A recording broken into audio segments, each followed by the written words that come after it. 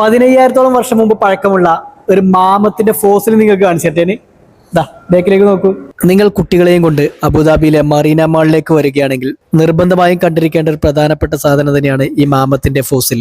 4 metre ഉയരവും 1 ton ഭാരവുമുള്ള ഈ യഥാർത്ഥ ഫോസിൽ 1990-കളുടെ അവസാനത്തിൽ സൈബീരിയയിലെ ഇർട്ടിഷ് നദിയുടെ തീരത്ത് നിന്നാണ് കണ്ടെത്തിയത്.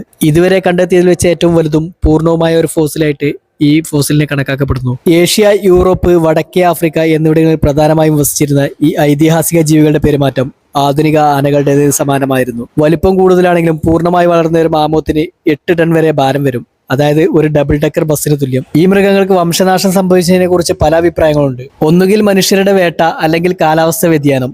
ഈ 2 കാരണത്താലാണ് ഇവർക്ക് വംശനാശം സംഭവിച്ചെന്നാണ് പൊതുവെ കരുതപ്പെടുന്നത്. കഥകളിലും സിനിമകളിലും മാത്രം കണ്ട ഒരു ജീവിയുടെ യഥാർത്ഥ രൂപവും യഥാർത്ഥ വലിപ്പവും കണ്ടാൽ ശരിക്കും നമ്മൾ ഞെട്ടിപ്പോവും. നീണ്ടുവളഞ്ഞ കൊമ്പുകളും ഭീമാകാരമായ ശരീരങ്ങളുമുള്ള മാമത്തിനെ കണ്ടാൽ ശരിക്കും ഒരു ഭീകരജീവിയാണെന്ന് തോന്നുമെങ്കിലും പൊതുവെ ശാന്തപ്രകൃതരായിരുന്നു. അപ്പൊ ഇനി മറീന മാളിൽ വരുമ്പോൾ മറക്കാതെ ഇത് കാണുക. ഈ വീഡിയോ ഇഷ്ടപ്പെട്ടു കഴിഞ്ഞാൽ യൂട്യൂബ് ചാനൽ സബ്സ്ക്രൈബ് ചെയ്യുക, ഇൻസ്റ്റാഗ്രാം പേജ് ഫോളോ ചെയ്യുക. അപ്പൊ അടുത്ത വീഡിയോ കാണാം.